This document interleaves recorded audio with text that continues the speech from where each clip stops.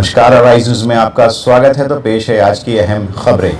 बिहार में पंचायत चुनाव को लेकर राजनीतिक तापमान चरम पर है।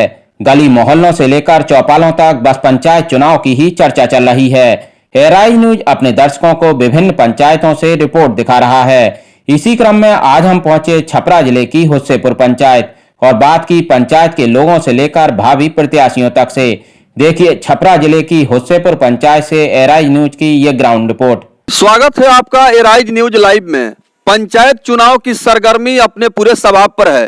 राजनीतिक तापमान में काफी तेजी से इजाफा हो रहा है और आज हम छपरा जिले के एकमा प्रखंड के अंतर्गत आने वाला ग्राम पंचायत राज हुस्सेपुर में है और हुस्सेपुर पंचायत में विकास योजनाओं का जमीनी सूरत हाल क्या है, जनता जनार्दन जो लोकतंत्र की भाग्य विधाता है, इस भाग्य विधाता जनता का मिजाज क्या है, इस पर बातचीत करने के लिए हम यहाँ के काफी जो जागरूक मतदाता हैं उनसे बातचीत करने की कोशिश कर रहे हैं। शुरुआत करेंगे हुस्सेपुर पंचायत के विकास के व्यवस्था को लेकर के। तो विकास हुस्सेपुर पंचायत में कितना 5 वर्षों में हुआ है और यहाँ की जनता विकास के मुद्दे पर अपना क्या विचार व्यक्त कर रही है, इससे जुड़ा तमाम हम प्रश्न पूछना चाहेंगे। अपना नाम बताइए चाचा। जुल किशोर ओझा जी। तो क्या लगता है इस बार किस तरह का मुद्दा रहेगा इस बार? मुद्दा तो रहेगा कि यहाँ पर हम लोग को जल का कोई पानी का व्यवस्था नहीं हुआ आज तक। कहाँ देखिए कहीं नहीं। अब किस कारण से नहीं आया, दूसरा क्या कहना है। पहले जल न है, इसके बाद क्या है, कुछ नहीं। कहाँ कहीं लोग रहा है हम लोग के क्षेत्र में, इसी में वार्ड में नहीं रहा है। तो सरकार मुख्यमंत्री 7 निश्चय योजना जो बिहार सरकार का सबसे ड्रीम प्रोजेक्ट है और सबसे ज्यादा विकास योजना की राशि इसी फंड में दी जा रही है। तो आपके पंचायत हुस्सेपुर में यहाँ इस तरह का काम क्यों नहीं हो पाया, इसके पीछे कारण क्या मानते हैं? तो कारण हम लोग कुछ नहीं बुझा रहे, काहे नहीं आया, कारण कुछ नहीं बुझा रहा है। तो बुजुर्ग व्यक्ति हैं और योजनाओं के ऊपर गहरी निगाह और नजर है। इनका साफ तौर पर कहना है कि मुख्यमंत्री 7 निश्चय योजना के तहत हर घर नल जल का जो काम होना चाहिए। यहाँ पंचायत के इस वार्ड में कौन सा वार्ड है बाबा? ये 13 नंबर वार्ड की तस्वीर आपको मैं दिखला रहा हूँ हुस्सेपुर पंचायत की, जहाँ ओझा जी का साफ तौर पर कहना है कि नल जल योजना यहाँ धरातल पर सफल नहीं हो पाया है। सरकार व्यापक स्तर पर जन जागृति अभियान चला रही है योजनाओं के बारे में लोगों को जागरूक करने के लिए। और भी कुछ लोग हैं, उनसे जानना चाहेंगे।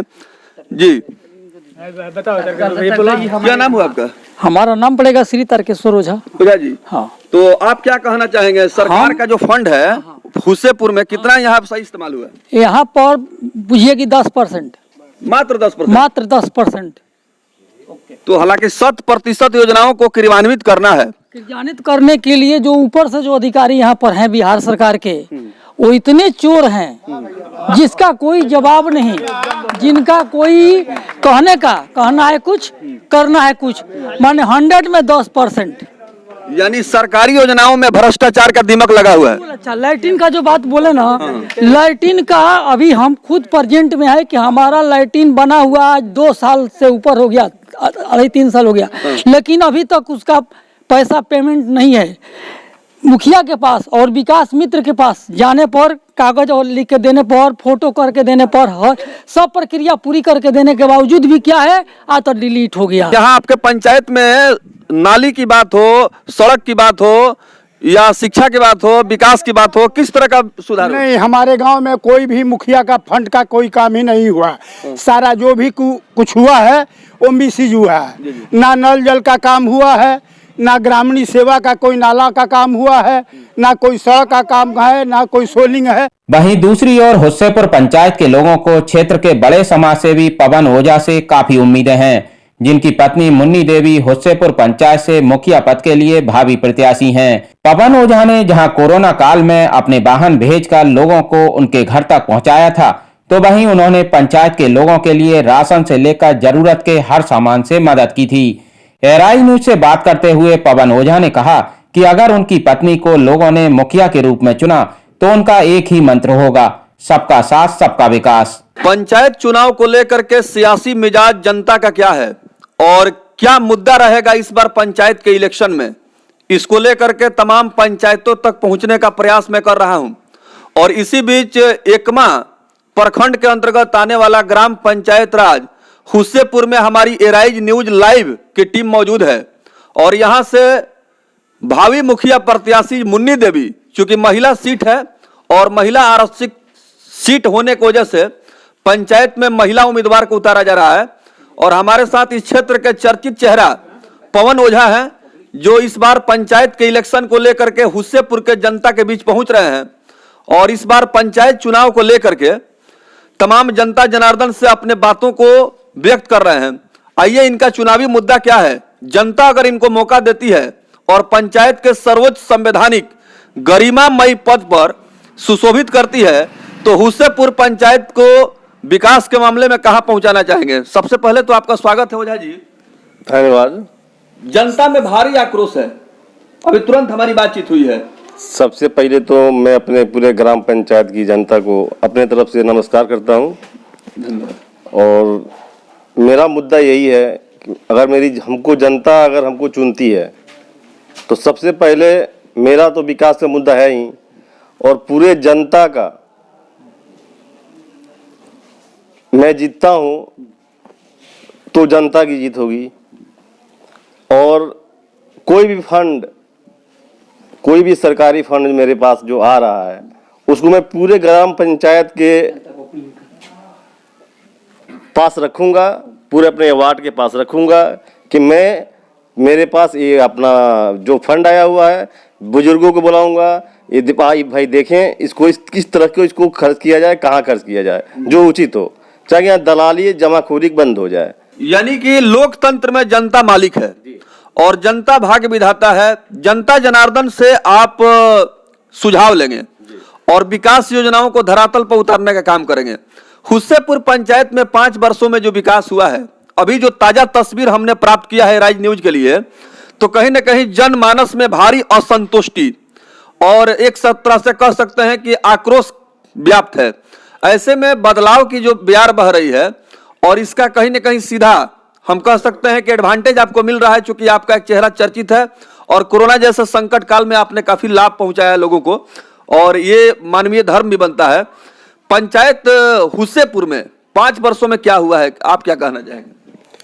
सर, आपके माध्यम से मैं ये कहना चाहता हूं कि पंचायत में जो कुछ भी हुआ ये आप अपने माध्यम से, जनता के माध्यम से आप अपना पता करें।